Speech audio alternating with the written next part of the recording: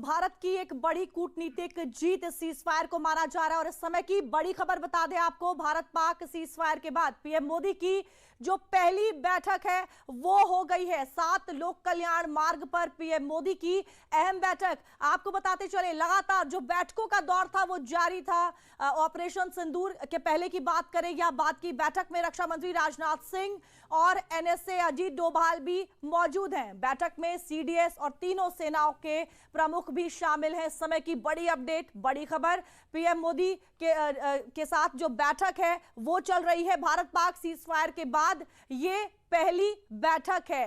Cease fire का ऐलान शाम 5 बजे से और 7 लोक कल्याण मार्ग पर पीएम मोदी की जो अहम बैठक है वो चल रही है। रक्षा मंत्री राजनाथ सिंह भी इस बैठक में मौजूद हैं और एनएसए अजीत डोभाल भी। आप तस्वीरें देख सकते हैं, पीएम मोदी बैठक की अध्यक्षता करते हुए, राजनाथ सिंह मंथन करते हुए आपस में, सेना प्रमुख सीडीएस वहां पर, एस जयशंकर भी वहां पर दिखाई दे रहे हैं। तमाम जो बड़े नेता, बड़े मंत्री, जाहिर तौर पर एक बड़ी खबर सीज फायर और उसके बाद, लेकिन जो स्ट्रैटेजी बनाने वाला जो सिलसिला था वो अभी थमा नहीं है, क्योंकि जाहिर तौर पर पाकिस्तान, बार बार हम बात कर रहे थे, एक रोग स्टेट है, जो कंट्री है जो अपनी हरकतों से बाज नहीं आएगा। और इन्हीं तमाम बातों को लेकर जिस तरह से जो एक्शन प्लान रहा है, ऑपरेशन सिंदूर जिस तरीके से कामयाब रहा और उसके बाद एक के बाद एक जो जवाबी कार्रवाई है वो की गई भारत की तरफ से। और अब एक बार फिर से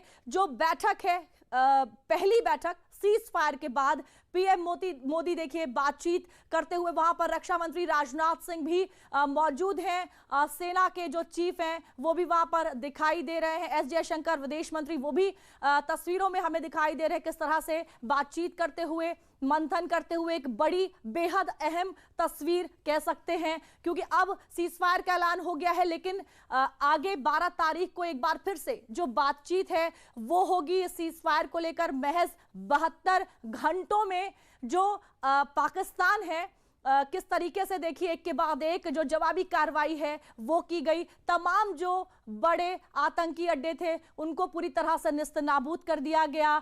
5 बड़े जो आतंकवादी थे उनको भी मार गिराया गया भारत की ओर से। इन्हीं तमाम चीजों को लेकर बात करेंगे। मेरे साथ स्टूडियो में खास मेहमान भी हैं। सबसे पहले मैं उनसे आपका परिचय करा दूं। मेरे साथ ब्रिगेडियर आरडी सिंह हैं। नमस्कार सर, स्वागत है आपका हमारे इस खास कार्यक्रम में। सर, सबसे पहला सवाल, जिस तरीके से सीज फायर का ऐलान हुआ है और अब ये पहली बैठक, क्या मायने निकल कर आते हैं इस बैठक के?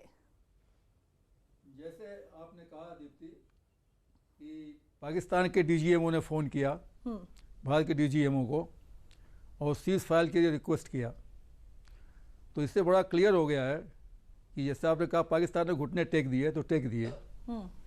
और अब भारत ने जो सीज फायर का जिस पे भारत ने अपना एग्रीमेंट किया है वो हमारी कंडीशन के साथ होगा। जो भारत चाहेगा उन कंडीशंस पर सीज फायर होगा, जहाँ तक मुझे उम्मीद है। और ये जो सीज फायर हुआ है, इसका जो बैठक हो रही है प्रधानमंत्री जी के निवास पर 7 लोक कल्याण मार्ग में, एक तरह का इसको रिव्यू करते हैं कि सीज फायर हो गया है। जो ऑपरेशन 3 दिन चला और पाकिस्तान घुटने पर आ गया, उसने हमको रिक्वेस्ट किया कि सीज फायर कर दीजिए। उस पर विचार होता है कि आखिर में ये हुआ है तो उसके बाद क्या करना है, और ये जो बीच में 3 दिन बीते हैं उसमें क्या क्या हुआ, हमने क्या पाया, क्या खोया, और अभी हमें आगे रणनीति क्या बनानी है। बिल्कुल बिल्कुल सही कहा। सर, सबसे जो महत्वपूर्ण सवाल, क्या कह सकते हैं कि ये जो है एक बड़ी कूटनीतिक जीत भारत की, जिस तरह से देखिए महज 72 घंटों में ही तमाम जो चीजें हैं वो सामने आ गई। बड़ी जीत भारत की कूटनीतिक। नहीं, ये निश्चित, ये आप बिल्कुल सही बोल रही हैं, ये बहुत बड़ी जीत है भारत की, कूटनीतिक भी और सामरिक भी। मैं साथ में सामरिक जरूर साथ में जोड़ना चाहूँगा, क्योंकि हमारी भारतीय सेनाएं जो हैं, थल सेना, नौसेना, वायुसेना, वो प्रोफेशनली इतनी कॉम्पिटेंट हैं और इतनी डेडिकेटेड हैं देश की रक्षा के लिए कि उनके सामने दुश्मन का टिकना मुश्किल था। यह सबको पता था, खाली समय की बात थी कि कब पाकिस्तान घुटने टेक देगा। उसने टेक दिया। तो ये कूटनीतिक और सामरिक दोनों तरह से हमारी विजय है। उसमें भारत को इस पर हमें अपना गर्व होना चाहिए कि हमने जो 72 घंटे कर दिखाया और दुश्मन अपने आप झुक गया, अपने आप, और हमसे प्रार्थना करना कि सीज फायर कर लीजिए, ये हमारी बहुत बड़ी जीत है। बिल्कुल सर, आपसे ये भी समझना चाहेंगे कि युद्ध विराम, सीज फायर के मायने क्या कुछ होते हैं, क्योंकि एक लेमैन को ये समझना बेहद जरूरी है कि जब सीज फायर की स्थिति होती है तो उसके क्या कुछ मायने निकलकर सामने आते हैं। सीज फायर जो नॉर्मली होता है, ये हम इसको मानते हैं कि दोनों पक्ष जो हैं वो इस बात को ऑनर करेंगे कि हम अपनी तरफ से पहले गोलीबारी न करें, हम ऐसी कोई चाल न चाहिए जिससे कि दूसरे देश को हमको हमारे खिलाफ एक्शन लेना पड़े। लेकिन हमारा जो अनुभव रहा है, कई केसों में सीज फायर जो सक्सेसफुल होता नहीं है, और फिर जो हरकत शुरू आती है, अब कौन शुरू करता है वो तो अलग बात है। हमारे केस में जो सीज फायर हुआ है, भारत उसको अच्छी तरह से उसको सम्मान देगा, उसका पालन करेगा। लेकिन पाकिस्तान क्या करता है मुझे भरोसा नहीं है, क्योंकि कई बार पहले कर चुके हैं। वो सीज फायर करने के बाद फिर उसको तोड़ देते हैं, वो हरकतें करते हैं। और अभी शाम को खबर मिली है आने के पहले ही कि सीज फायर का टाइम 5 बजे था और फिर 7:30 को हरकत हुई अखनूर में।